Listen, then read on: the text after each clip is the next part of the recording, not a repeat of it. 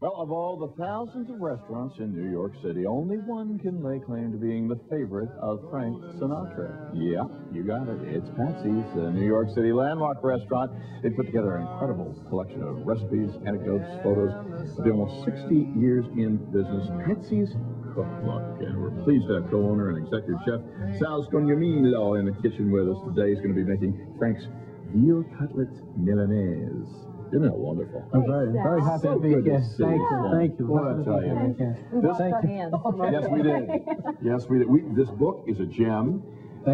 Your sauces are just fabulous, so people can come and eat down there and then bring home some of the sauces. But this is a dish that we want to get full credit for. This was one of Frank Sinatra's favorite dishes. As a matter of fact, the whole beginning section of Patsy's Cookbook has his favorite meal at Patsy's. But this is one of the things he used to have all the time. The Milanese is one of them. Veal cutlet Milanese. These are veal cutlets that first you dip in a little bit of flour, some beaten egg, and some breadcrumb. It's seasoned breadcrumb with salt, pepper, little cheese, fresh parsley, oregano, and a little bit of extra virgin olive oil. You've got to get your oil nice and hot, and we've got to fry these. He used to love them nice and crisp. These are very thin, paper thin. And shake off whatever excess breadcrumb, otherwise that'll make everything really brown in the pan. And you don't want to overcrowd it, so we're just going to do these three here. Boy, when Frank's in the room, you want to get it right, don't you? You definitely want to not make mistakes. And you know, it was very intimidating to cook for him. I bet. And, you know... And the group. The group, of course, but it was nice because the first time that I cooked for him on my own, my father was the chef before me, and before him was my grandfather, Patsy. But the first time that I cooked for him, he popped his head in the kitchen just to say everything is just as good as your old man. So it was one of those type of things. Sign of relief went up from the crowd. So, and we have that. Also, I'm making another dish here, which we're going to put together. I need your help on this one here. If you can mix the salad. We got some house chopped salad. This was a favorite. Way back in 1946, my grandfather invented this. And really what it is... Are we through with this? Well, we're done with that one. Okay. I'm going to save it. It's a little bit chopped lettuce, chopped pimentos, chopped tomatoes, and some anchovy. To that, we're going to add a little sprinkle of salt. Okay. A little pepper. Some garlic, which everyone loves garlic, right? It's about a whole clove. Some Patsy's extra virgin olive oil.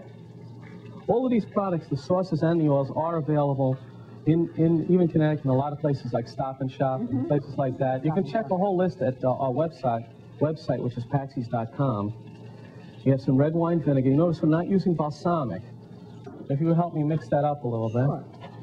We had a huge review cutlets in the Times this past summer, and boy, did that give a further pop to business, huh? You know, everyone says you can, you know, you're so busy, you don't need the publicity, but publicity is always a good thing, especially a good thing like that. And the New York Times was wonderful. We did put that up on our website if anyone wanted to see that. And we even have a nice review from the New York Post, Sauce's Boss, where we won #1 with our Money Night sauce, which is Move over the rails, most popular. Which is the most popular. You have a funny Ariel Nassau story. Yes, it's very, well, there was this new bus checkroom man who started working, and he was right off the boat from Italy, so he didn't understand too well. When my father said to him, we need the door to be locked. You know, we work long hours at Patsy's. We're open straight through the day. We need the door to be locked. Don't let anyone in after the door is locked. And he looked like he really didn't understand it. So my father said it again to me. He says, I don't care if Aristotle Onassis comes to that door, it's locked. He seemed to understand at that point Aristotle Onassis was very popular. So lo and behold, the next night, someone's knocking on the door, and the door is closed. My father had gone in the kitchen. And the boy said, I'm sorry, we're closed. And they motioned for him to come closer. He said, but I'm Aristotle Onassis. He says, my boss said, the door is locked, but especially for you. Especially for you, you're locked.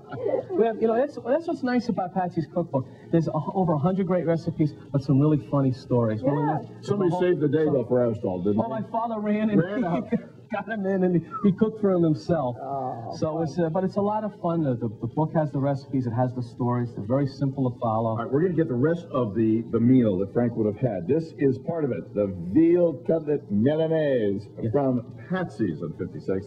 And we're going to be back with Chef Sal in just a moment. Stay with us. Wait till the warm-up's underway. Wait till our lips For a copy of today's exchange recipes, send a self-addressed stamped business size envelope